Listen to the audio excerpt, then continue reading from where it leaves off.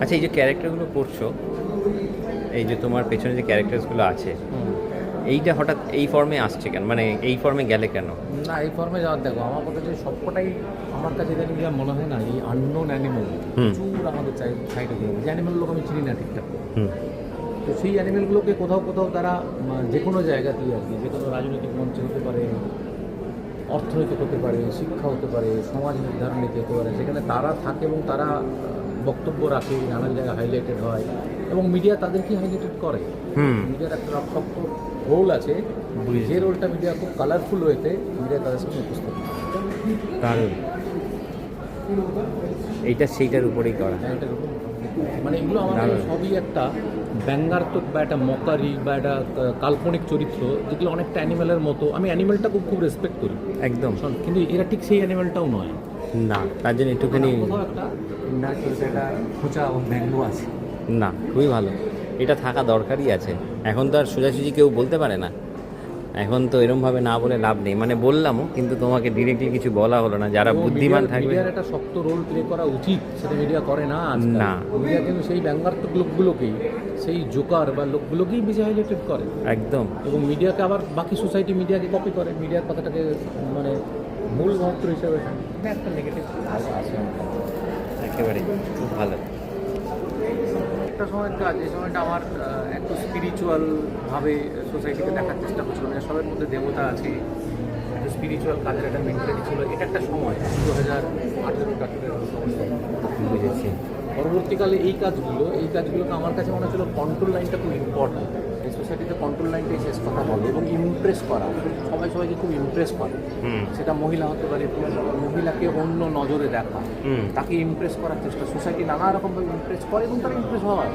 কখনো কখনো রঙিন চশমা, মানে একটা সোসাইটি কখনো কখনো ইমপ্রেস, ইমোশনাল ব্ল্যাকমেল, ইমোশনাল যাকে ধরা কোনো সময় যে ফুল দিয়ে, ফুলটা নানান ফর্মের নানান লোকে ব্যবহার করে। আমার কাছে ফুল অনেক বেশি আসে, ফুলটাকে নানানভাবে ইউজ হয়, কখনো স্পিরিচুয়াল, কখনো একটা ভালোবাসার জায়গা, কখনো একটা খুব সুন্দর একটা মানে আনন্দদায়ক জায়গা, খুব মানে খুব রেসপেক্টেবল জায়গা, আবার খুব ব্যঙ্গাত্মক বলতে ব্যবহার হয়েছে।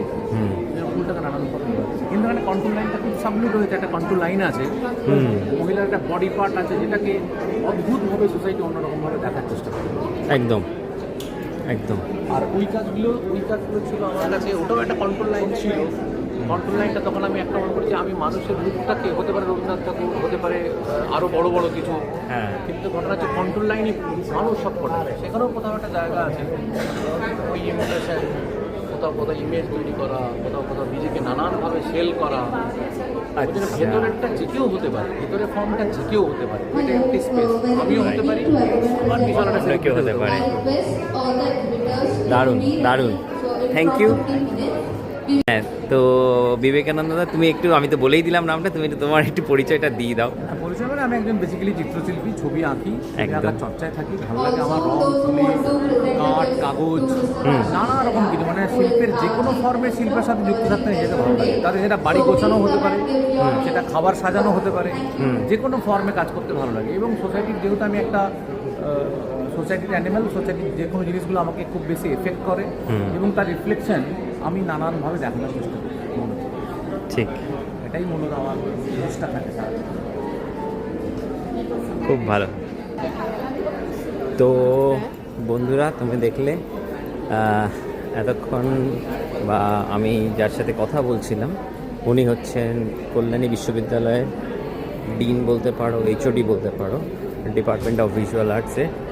তো উনি এখানে আমাদের সাথে কলাস্পন্দনে এসছেন আর এখানে পার্টিসিপেট করেছেন, যদিও ওনার টাইম খুব কমই থাকে, তাও এসছেন। এটা হচ্ছে আমাদের স্টল, এটা আমাদের বলতে আমার আর বাবার, যদিও আমার কাজের চেয়ে বাবার কাজই অনেক বেশি। তোমরা